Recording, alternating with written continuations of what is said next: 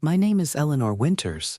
For 3 years I've bitten my tongue, swallowed my pride, and pretended not to notice the sideways glances and condescending smirks. I've cooked their meals, cleaned their messes, and watched as they lived lavishly in the home I spent 30 years paying for. Yesterday, when I overheard my daughter-in-law Lauren refer to me as just the maid to her friends on the phone, something inside me finally broke. They think I'm nothing but a servant in my own home? Well, I've got news for them. Today everything changes. They want to treat me like hired help. Fine, but hired help doesn't pay mortgages, property taxes, or utility bills. By the time I'm done, they'll wish they'd shown me an ounce of the respect I deserved. Mark my words, they're going to regret this. Before we continue, if you enjoy family drama stories, make sure to click that subscribe button. This is the best way for you to support our work. Thank you very much, and let's continue. 6 years ago, my world shattered when Harold, my husband of 42 years, passed away from a sudden heart attack. We'd built our lives together in our beautiful 2-story Victorian in Mapleton Heights. The dream home we'd scrimped and saved for. The place where we raised our son William. After Harold died, the house felt impossibly large and empty, echoing with memories at every turn. William had always been a sensitive boy, kind to a fault. He'd moved to Chicago after college, making his way in the finance world. When I called to tell him about his father, he cried openly on the phone. 2 days later, he arrived at the house, eyes red-rimmed, clutching me tightly as if I might disappear too. "I can't bear to think of you alone in this big house, Mom," William said during the week after the funeral. We sat at the kitchen table where we'd shared thousands of family meals. The chair of the head conspicuously empty. "Why don't you sell it? Move into something smaller, more manageable?" I traced the familiar grain of the oak table with my fingertip. "I'm not ready to leave yet, honey. This house, it's where your father and I built our life. It's where we raised you." William nodded, understanding in his eyes. He was 38 then, successful but still unmarried. "I get it. Just promise me you'll think about it for the future. It's a lot of house for one person." I promise, but in my heart I knew I couldn't leave. Not yet. The house was my last connection to Harold. Every corner held a memory. The living room where we'd danced on our anniversary each year. The garden he'd meticulously tended. The bedroom where we'd whispered dreams to each other for decades. Leaving felt like losing him all over again. William returned to Chicago, and I settled into my new normal. Days were quiet. Evenings were worse. I joined a widows' support group at the community center, and slowly began adjusting to life alone. I'd just started volunteering at the local library when William called with unexpected news. "Mom, I've met someone," he said, his voice vibrating with excitement I hadn't heard in years. "Her name is Lauren. She's incredible, Mom. I've never felt this way about anyone." Hope blossomed in my chest. William had always been cautious with his heart, too cautious perhaps. "Tell me everything," I urged. Over the next few months, William called often. Each conversation filled with Lauren this and Lauren that. She was a marketing executive at a prestigious firm, brilliant and ambitious. They'd met at a charity gala, and according to William, it had been love at first sight. 6 months later, William called again. "We're engaged," he announced. "And there's more. We're moving back to Mapleton. Lauren's company is opening a branch office there, and she's been offered a director position." Joy surged through me. My son returning home. A daughter-in-law, perhaps even grandchildren someday. The empty house might soon be filled with laughter again. I met Lauren for the first time over a weekend visit. She was undeniably beautiful, tall and slender with perfectly styled blonde hair, and an elegant manner that made me instantly conscious of my practical clothes and sensible shoes. Her smile was dazzling, but didn't quite reach her eyes when she hugged me. "Eleanor, William has told me so much about you," she gushed, her voice melodic and practiced. She glanced around the house with appraising eyes. "What a charming place. So quaint." I chose to focus on her compliment rather than the slight pause before quaint. After all, first meetings could be awkward, and I wanted so badly to love the woman who had captured my son's heart. The wedding was a lavish affair, far grander than anything Harold and I had ever imagined for our son. Lauren's parents, wealthy business owners from Boston, spared no expense. I felt out of place among the designer dresses and champagne fountains, clutching my small pearl necklace. Harold's gift on our 20th anniversary, like a lifeline. After a 3-week honeymoon in the Maldives, William and Lauren returned to Chicago to pack up their apartment. They'd found a house in Mapleton, a new construction in the trendy part of town, and were excitedly planning their move. Then came the pipe burst. A severe winter storm hit Chicago, and while William and Lauren were at work, the pipes in their apartment building froze and burst, flooding several units, including theirs. Most of their furniture was ruined, along with many personal belongings. "It's a disaster, Mom," William explained over the phone, sounding defeated. "The insurance will cover some of it. But we can't close on the house here until that's all sorted out, which could take months. And Lauren's supposed to start her new position in 3 weeks." I didn't hesitate. "Come stay with me," I offered. "The house has plenty of room. You can save for your new place, and take your time finding exactly what you want." "Are you sure, Mom? It would just be temporary, 6 months at most, until we get settled." "Of course I'm sure. It'll be wonderful having you home again." I spent the next 2 weeks preparing. I cleared out the guest bedroom in William's old room, which I'd been using as a craft space. I deep cleaned every corner of the house, stocked the pantry with William's favorite foods, and even replaced the old television with the newer model. I wanted everything to be perfect. They arrived on a Sunday afternoon, a moving truck with their salvaged belongings following behind. William hugged me tightly. Lauren offered a perfunctory embrace, her attention already scanning the interior of the house. "We can't thank you enough for this, Eleanor," she said, setting her designer handbag on the entryway table. "Though I hope you don't mind if we make a few small adjustments to make ourselves comfortable? Just temporary ones, of course." "Of course," I agreed, eager to make them feel welcome. "My home is your home." I didn't realize then how literally Lauren would take those words. The first few weeks were an adjustment, but not unpleasant. Having William back in the house brought me joy I hadn't felt since Harold died. We fell into easy conversations over morning coffee, reminiscing about old times and sharing new dreams. Lauren was often already gone by the time we woke up, her new position demanding early hours. The small adjustments began gradually. First, it was rearranging the living room furniture to create better flow.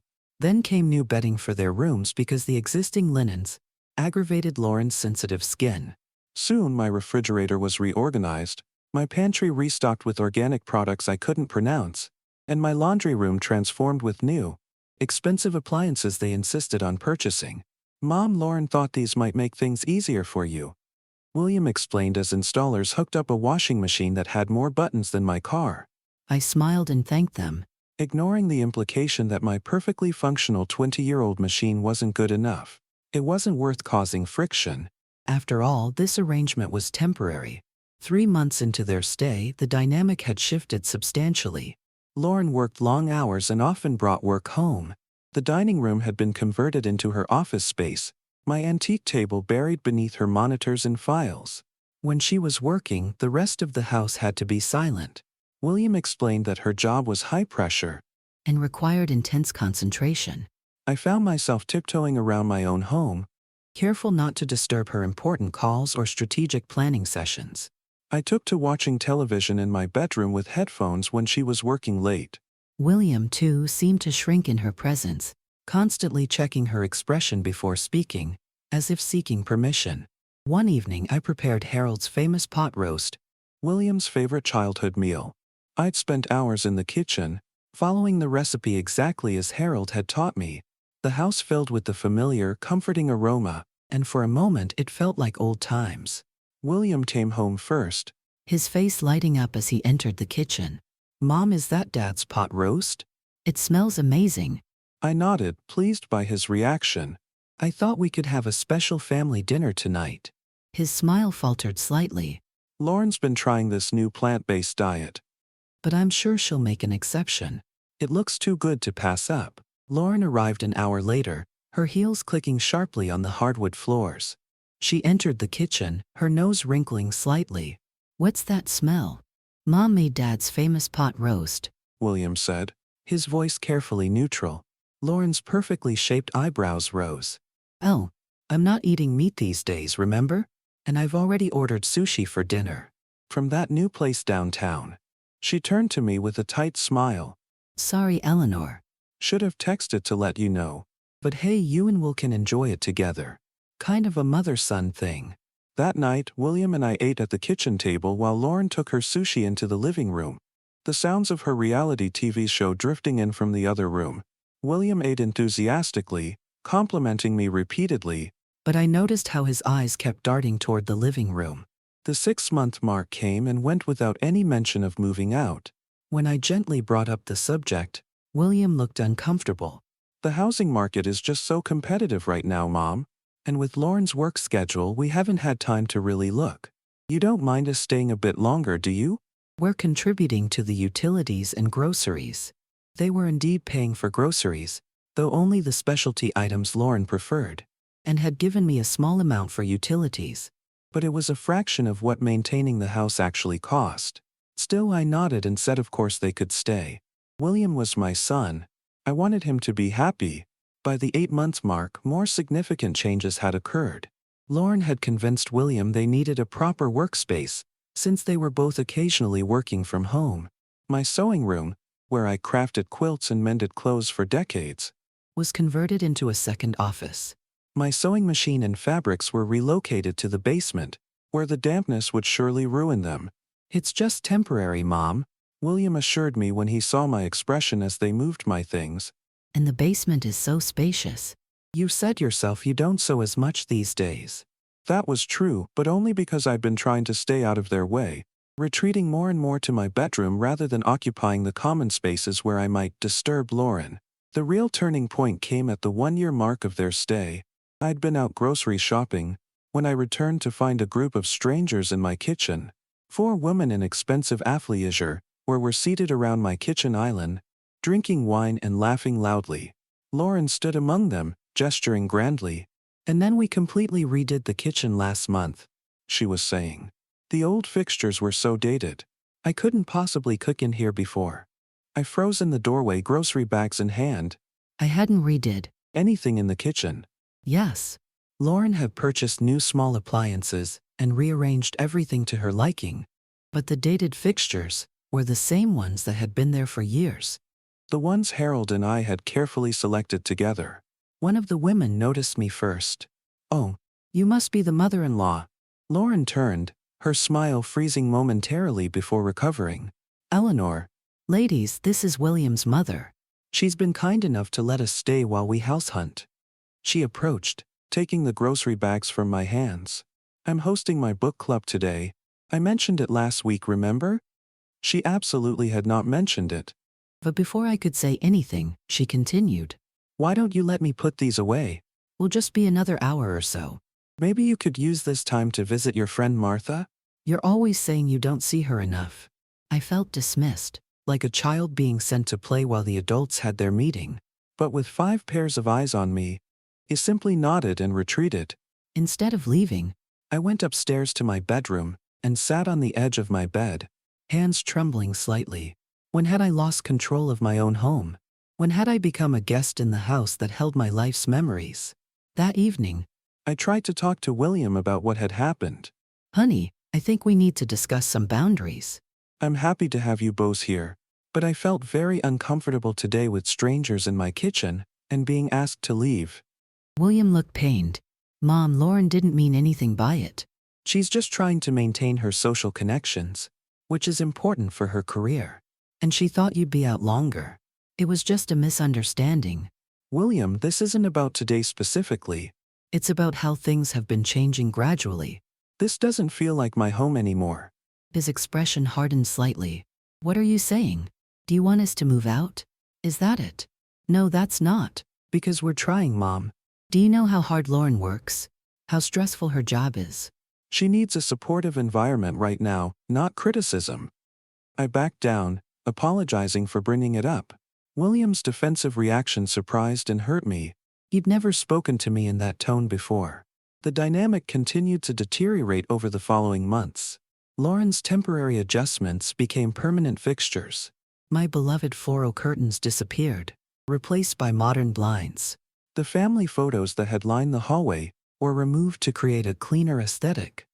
My comfortable old armchair, the one where Harold used to read the Sunday paper, was relegated to the garage, deemed too shabby for the living room.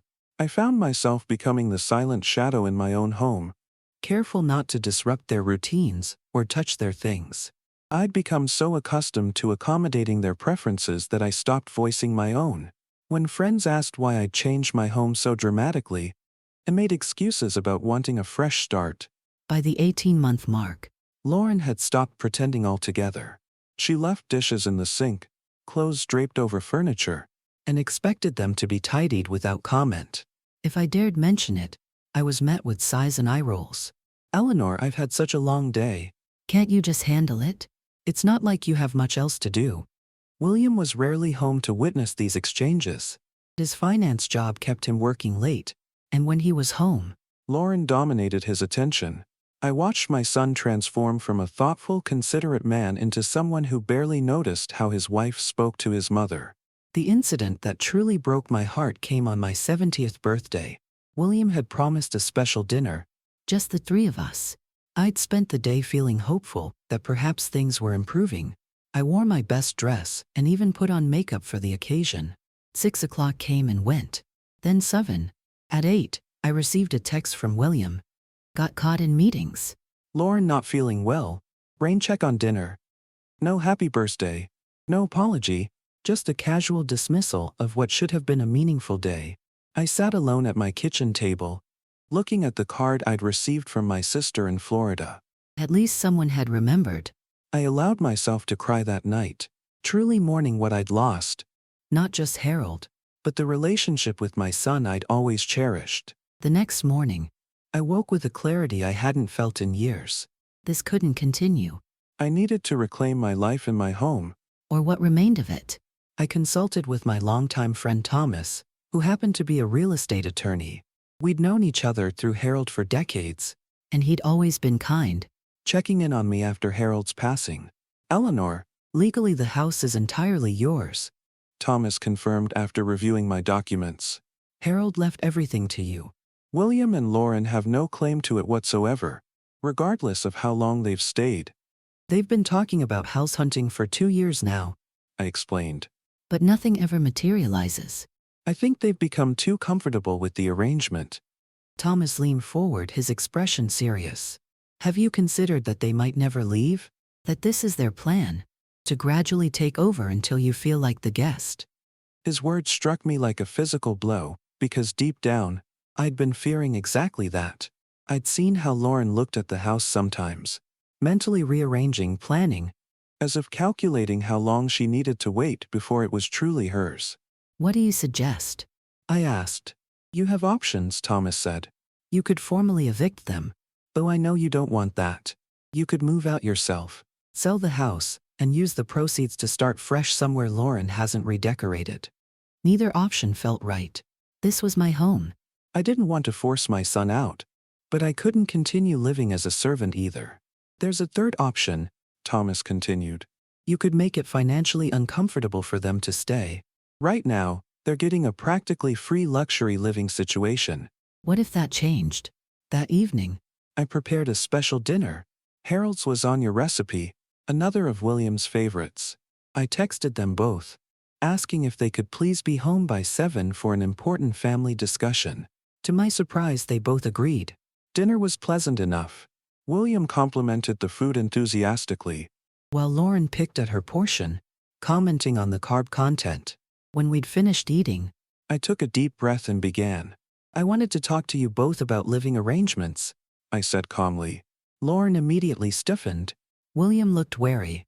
"It's been 2 years now since you moved in," I continued. "What was supposed to be temporary has become quite permanent." "Mom, if this is about us moving out," William began. I held up a hand. "Please let me finish. I've loved having you here in many ways, but I think we need to formalize our arrangement if it's going to continue." I pulled out the document Thomas had helped me prepare. "This is a rental agreement. It outlines a fair market rent for the majority of the house that you're currently occupying. It includes your share of property taxes, insurance, and utilities." Lauren's eyes widened as she scanned the number at the bottom of the page. This is outrageous. We're family, not tenants. Family respects each other, I said quietly. Family doesn't make someone feel like a stranger in their own home. William looked genuinely confused. Mom, what are you talking about? We've been contributing to expenses. William, you've been paying for groceries and giving me a small amount for utilities. It's a fraction of what it costs to maintain this house. And that's fine if it's temporary, but it's been 2 years. Lauren crossed her arms. So this is about money? I thought you wanted us here. This isn't about money. It's about respect. It's about the fact that I've become invisible in my own home. Do you know what it feels like to hear your daughter-in-law refer to you as the maid to her friends? William's head snapped toward Lauren. What is she talking about? For once Lauren looked caught off guard. It was just a joke, William. Her friends were asking who cleans the house so spotlessly, and I jokingly said we had a live-in maid. They knew I meant Eleanor. That's even worse, William said, his voice low. Mom, I had no idea. There's a lot you haven't noticed, William, I said sadly. I don't want to create drama or drive a wedge between you two. I just want to be treated with basic respect in my own home. Lauren recovered quickly, her expression hardening. If you're so unhappy with us being here, just say so. We don't need your charity. We can leave. That's not what I'm saying, I clarified. You're welcome to stay under the terms of this agreement. Or you're welcome to find your own place, which was the original plan 2 years ago. William looked torn, his eyes moving between his wife and me. Can we have some time to discuss this privately? I nodded and stood, gathering the dinner plates. Take all the time you need. The agreement would start next month, so you have a few weeks to decide. I left them at the table and went upstairs to my bedroom, my heart pounding.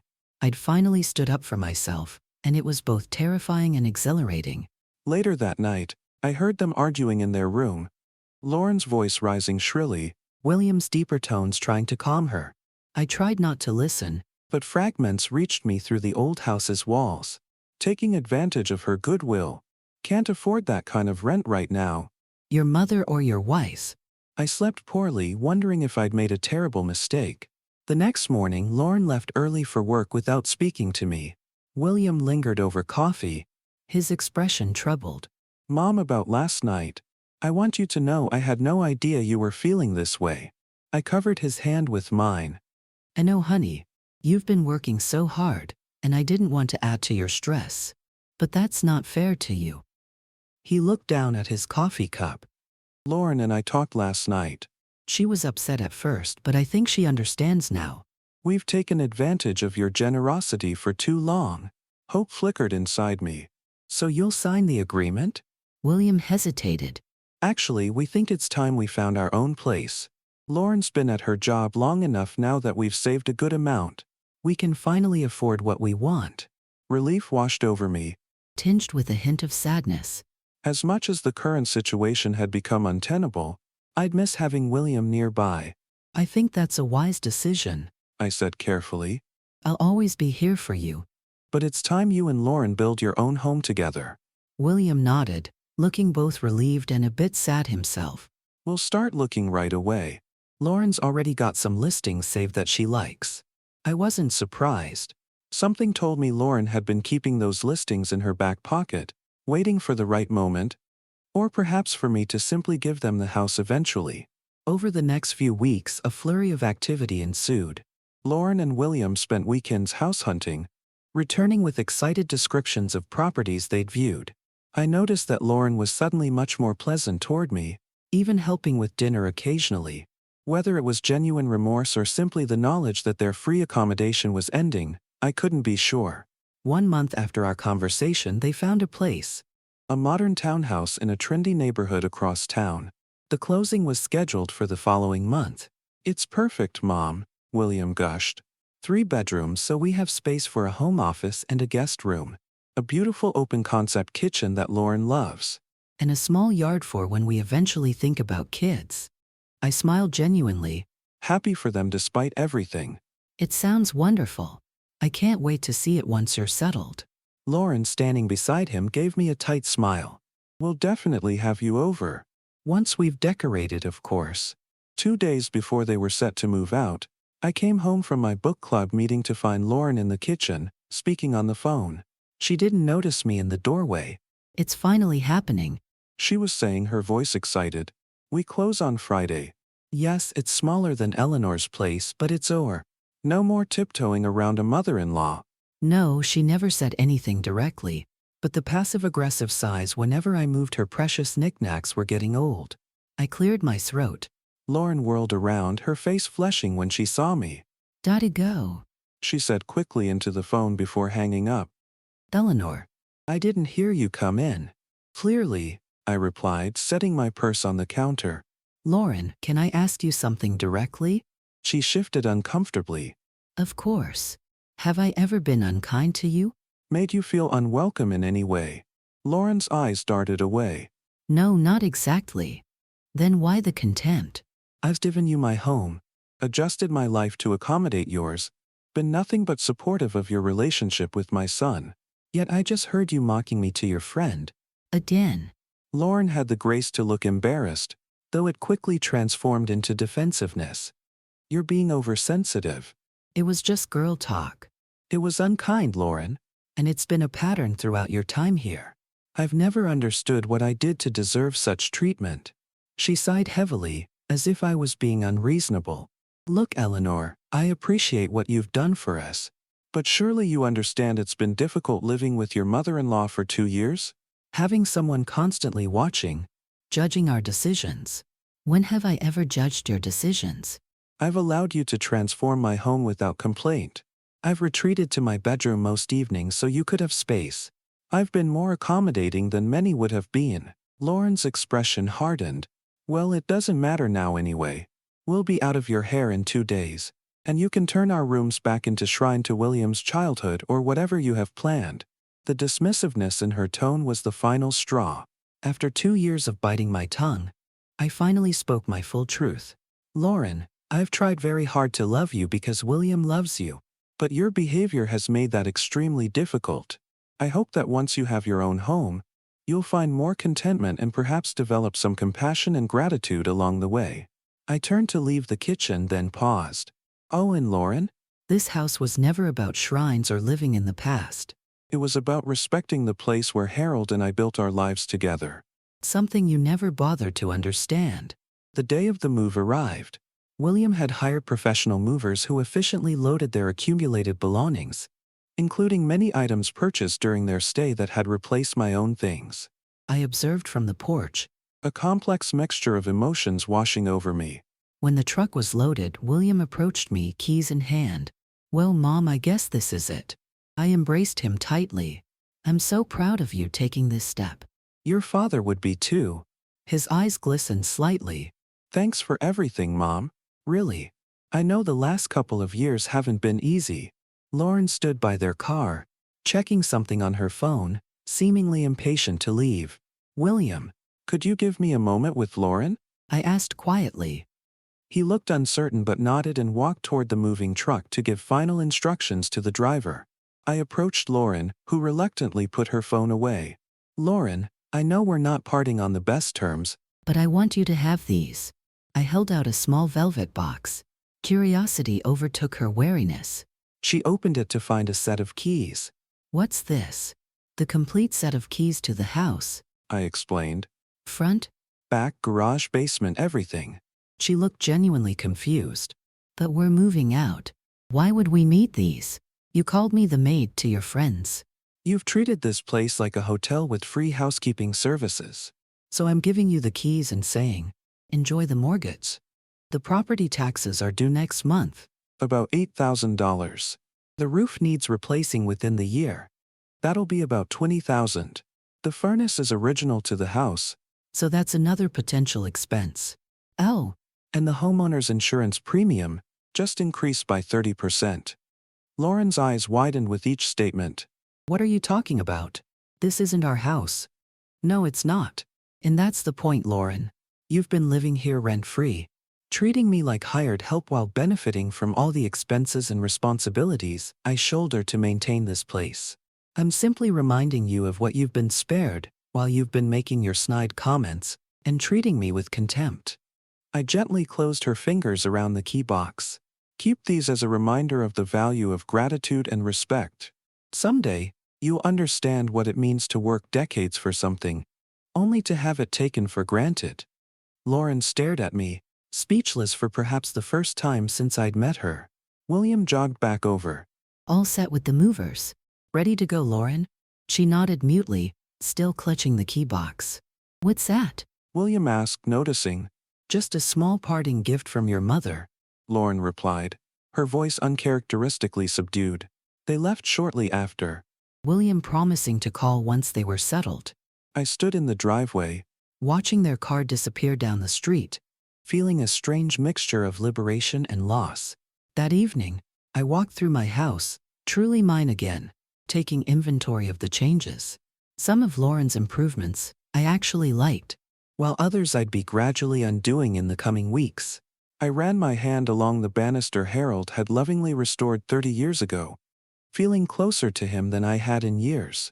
Well, Harold, I said aloud to the quiet house. It's just us again.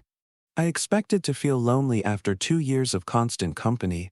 But instead I felt at peace. I could breathe freely again. I could exist in my own space without apology. A week later, William called. Mom, can I come over? Just me. I'd like to talk. He arrived looking tired but resolute. We sat in the kitchen. The afternoon sun streaming through windows now free of Lauren's designer blinds, and restored to my cheerful yellow curtains. Lauren told me what you said, he began. About the keys and the mortgage. I met his gaze steadily. I stand by it. To my surprise, William nodded. You were right to say it. All of it. Lon, I owe you an apology, a massive one. I've spent the past week thinking about how I allowed things to get so out of hand. How I didn't notice, or didn't want to notice how Lauren was treating you. How I failed to protect the person who's always protected me. Tears welled in my eyes. William. No, please let me finish. Lauren and I have had some very difficult conversations this week. I told her in no uncertain terms that her behavior toward you was unacceptable. And that things need to change going forward. I love her, Mom. But I love you too. And I won't stand by while anyone disrespects you. Even my wife. I reached across the table to take his hand. Thank you for saying that. That's all I ever wanted, just basic respect. Not special treatment, not control over your lives. Just acknowledgement that this is my home, and I deserve courtesy within it. William squeezed my hand. Lauren struggling to admit she was wrong. Her pride gets in the way. But I think your parting words affected her more than she's willing to admit. She's been unusually quiet since the move. I didn't say those things to hurt her, I clarified. I said them because sometimes people need perspective. I know, Mom. And for what it's worth, I think she needed to hear it. He hesitated, then added. We'd still like you to come see the new place when you're ready. Lauren suggested Sunday dinner next week. I raised my eyebrows in surprise. She suggested it? William smiled slightly. She did. I think this is her way of extending an olive branch. Will you come? I considered for a moment. The relationship with Lauren would never be easy. But for William's sake. And perhaps for my own peace of mind. I could try once more. I'd like that, I said finally. But William, this time, we start fresh. Equal footing. I'm not just the maid or just the mother-in-law. I'm Eleanor Winters, and I've earned my place at the table. William nodded solemnly. You absolutely have, Mom. And I'll make sure that's understood. The following Sunday, I arrived at their new townhouse with a bottle of wine and a houseplant. Traditional housewarming gifts. Lauren opened the door. Her expression carefully neutral but not hostile. Eleanor, thank you for coming, she said, accepting the gifts. Please come in. The townhouse was beautifully decorated, already stamped with Lauren's distinctive style. But I noticed something unexpected on the entryway wall. A framed photo of William as a child, sitting on Harold's lap. It was one of the family photos that had been removed from my hallway and stored away. Lauren followed my gaze. William wanted to display some family photos. I thought this one captured a special moment. It was a small gesture perhaps, but significant coming from Lauren. I nodded appreciatively. Dinner was surprisingly pleasant. Lauren had prepared a meal that incorporated recipes from both her family and mine. Her mother's roasted vegetables alongside my chicken piccata recipe that William had always loved. The conversation remained polite, if sometimes stilted. As we finished dessert, Lauren cleared her throat. Eleanor, I've been thinking about what you said when we left. About the mortgage and expenses. William looked nervously between us. It made me realize, Lauren continued carefully, how much we benefited from your generosity. We were able to save for this place because of you. and I didn't always show appropriate gratitude for that. Coming from Lauren, this was tantamount to a full apology. I could see the effort it took her to admit even this much. Thank you for saying that, Lauren, I replied sincerely. Your new home is lovely, and I'm happy you and William have this fresh start together.